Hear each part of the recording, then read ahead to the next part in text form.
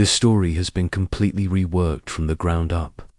All names are different, every line has been rephrased, and nothing is copied.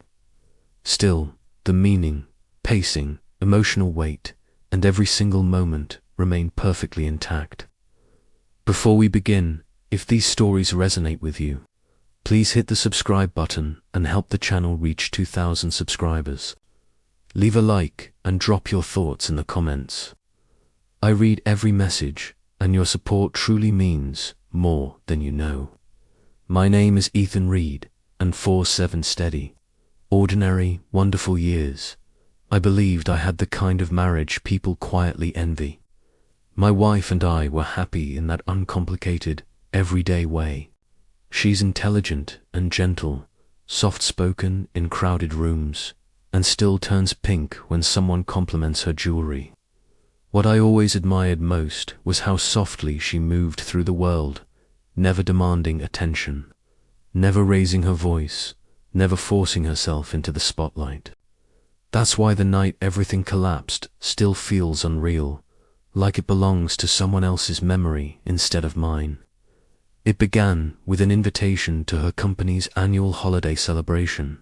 She works in project coordination at a mid-sized tech firm, the sort of workplace where phrases like team alignment and deliverables are tossed around as casually as weather updates. I usually avoid those corporate gatherings, but that afternoon she reached for my hand and said, "It would mean so much if you came this year. Everyone keeps asking about you." She rarely asked for anything, so I agreed without hesitation. The ballroom was crowded, overheated, and humming with forced smiles and people keeping one eye on the open bar. Sophie guided me through the room, making introductions. There was Mia, her closest friend at work. Tyler, the endlessly cheerful guy from finance. And finally, Lucas Kane, her supervisor. I'd heard his name countless times before, always mentioned casually. Lucas approved the budget. Lucas wanted timeline adjustments. Lucas requested progress updates. Nothing about him ever felt strange until that night. When Sophie introduced us, Lucas studied me slowly from head to toe. Not openly rude, but clearly assessing, like he was trying to understand what kind of man ended up with her. His handshake lingered longer than necessary, his grip firmer than polite. "So you're the husband everyone talks about," he said, smiling just a moment too long. I laughed awkwardly, unsure how to read him. A small, uneasy tension settled in my stomach, but I brushed it aside. Crowded events make people behave oddly, I told myself. I wish that discomfort had been the worst thing that happened. As the evening dragged on, drinks multiplied and voices grew louder. I stepped away briefly to refill our glasses. When I returned, I spotted Sophie near the far wall speaking with Lucas again. At first, nothing seemed out of place. She looked comfortable, amused even. Then I moved closer. His hand rested on her lower back, not the neutral, professional touch near the shoulders, but lower, intimate, claiming, familiar. The kind of contact that silently says, "This isn't the first time." The instant Sophie noticed me watching, her expression vanished as if someone had cut the power. She shifted away quickly, trying to create space. Lucas didn't follow her lead. Instead, his hand stayed exactly where it was, pressing more firmly, deliberately, right in front of me, like a challenge.